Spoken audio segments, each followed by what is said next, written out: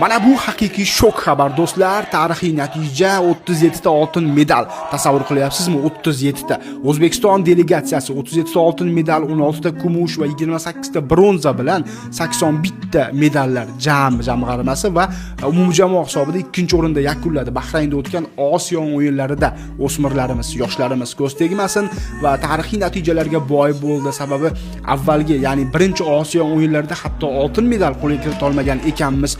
Ikkinchisida sanoqli medallar bilan qaytganmiz va uchinchisida keskin sakrash bo'ldi. Bardavom bo'lsin va yangiliklarga boy bo'ldi. Sababi MMA sport turi bo'yicha ham bitta oltin, bitta kumush, ikkita bronzani qo'lga kiritib keldi yoshlarimiz. Ko'z tegmasin, bardavom bo'lsin va undan keyin boksda ham birinchi bo'ldik. Tabiiyki qozog'istonliklar ham o'zini birinchi deyapti. Sababi kutilmagan holat yuz berdi. 10 ta medal, bir xil 5 ta oltin, 3 ta kumush va 2 ta bronza bilan bir xil natijada turibdi O'zbekiston Qozog'iston. Qozog'istonlik